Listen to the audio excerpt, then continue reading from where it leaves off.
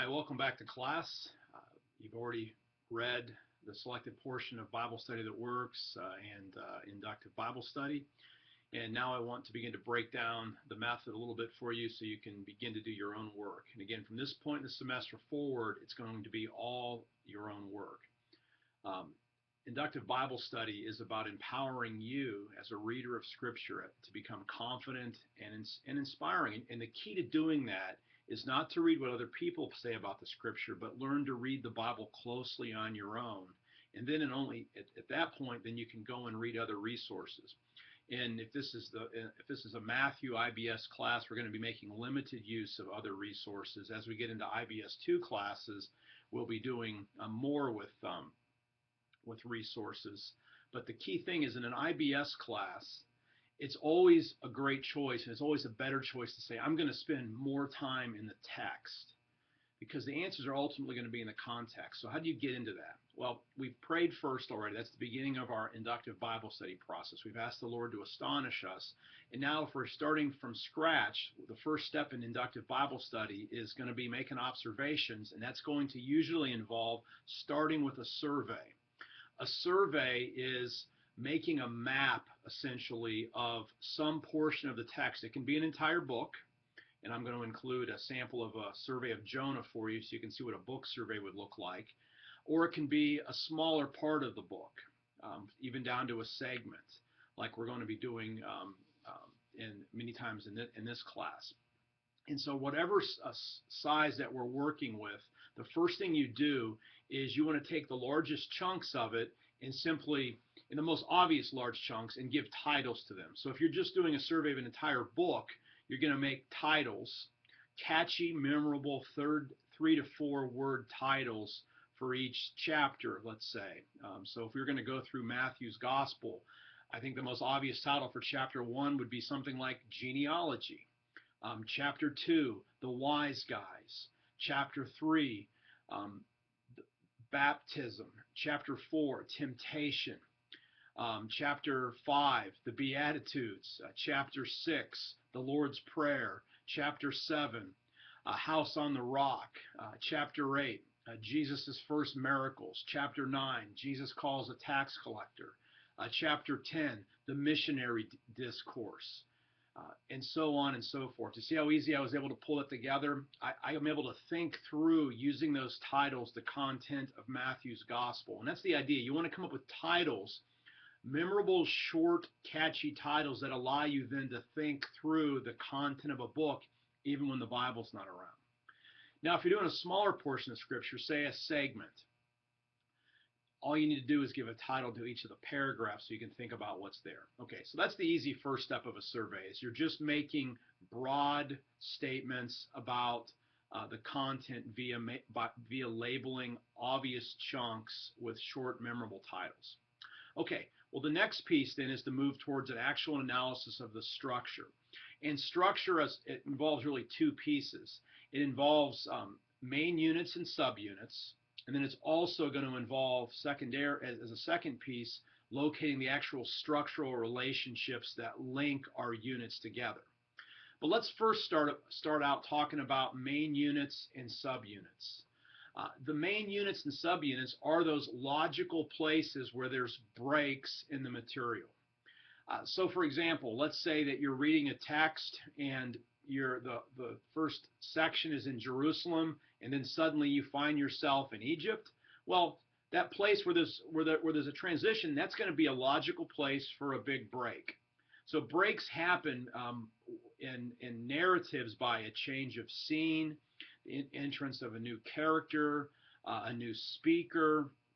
In the epistles, they're set up more logically, where there's breaks in logic. Maybe a therefore signals a new section, or a so that. So what you want to look for, where are those natural places where it's obvious that you've had essentially a change of a scene? The biggest breaks are going to be our main units. And as I've shown you, there's a couple different ways to sketch out main units. You can use an outline like I have here, or you can also chart things out, and I suggest that you try both. Part of this class is figuring out how to best make inductive Bible study work for you. And so you're going to want to try different things to see what works. Some people like outlines, some people like charts. You want to find out, what's your sweet spot for your own learning. How can you best see things? This would be an example of an outline that shows 3 main units with the Roman numerals, and then within each of the main units, there's also going to be some subunits. Now, a key question that students always ask would be this: how many main units should I look for? How many subunits should I look for? Here's a rule of thumb. This is only a rule of thumb, but generally, you're always going to have at least 2 main units and then 2 subunits, because that's logical. You're breaking something up, so you just can't have one. What you're studying is the big chunk, but within that big chunk, you're always going to have at least 2 main units. And I say 2 to 4 because that's going to be the majority of things. There will be text that might have more than 4, but you don't ever want to needlessly proliferate units, because that simply complicates things. I've opened up commentaries where they have an outline, and the outline runs through maybe 20 or 30 main units. That's simply not helpful for trying to organize things. So you want to keep it as small as possible. So if you find yourself hitting over 4, so you say 5 or 6 main units, again, you may be correct and the text may justify that, but make sure it does.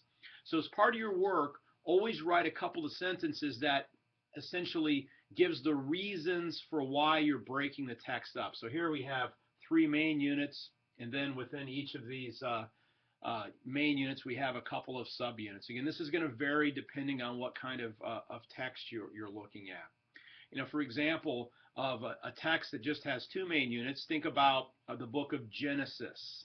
Genesis 1 to 11 essentially captures the prehistory, and then chapters 12 to 50, then a second main unit tells the story of Israel's ancestors. Okay. Now within there, you can logically think about, well, what would be the main units or subunits within that? And obviously, you can think through 1 to 11, but think specifically about 12 to 50. Essentially, chapters 12 to 50 tells what? It tells the story of Abraham, and then it's going to essentially then tell the story of Isaac and Jacob's story is going to morph into Joseph. So you can imagine how those chapters 12 to 50 would break up simply by the shifts of generations that you have as God's people begin to multiply there in Genesis. So again, this would be an example of an outline, and you could do a chart in a similar fashion. So to do a chart that would capture the same data, this would be an example of a horizontal chart. Again, here's the big section, whatever it is, and then since we have 3 main units, I'm going to break this into 3 pieces. Here is my first unit. Make sure you always write down what the verses are. So don't just write a title for something, but actually write verses down so you have a record of exactly what you're talking about. So you can put your verses in here, and you're going to put a title for each piece. And then within here, this unit has 2 subunits. So I'm going to have A and B. And again, put your verse references in here. This one has 3. This one had 3 also. And I'm going to make up some verses just so we can have an example that'll make some sense when we get to the next section on structure. So let's just say that this whole section has 50 verses. This is verses 1 to 5. This is 6 to 40, and this is 41 to 50. And these numbers aren't that important necessarily, but what I want you to see is that we're going to have one in the middle is going to be a really large section. This will make sense in a minute. So that's how you find main units and subunits. Again, you're looking for signals in the text that signal breaks. Okay. Now, again, sometimes our chapter divisions and maybe the paragraphs that get inserted into English Bibles may help, but try not to be swayed by them, because the chapters were added later. And even the paragraphs are added later by people doing the same thing that you're trying to do, which is to find the structure. So again, the first step in an IBS survey is to give titles, memorable titles to the obvious chunks, and then break it into pieces. What are the main units and subunits? And our rule of thumb from this first lesson is 2 to 4 main units, and each of the subunits will have 2 to 4, there will be 2 to 4 subunits within each of the main units.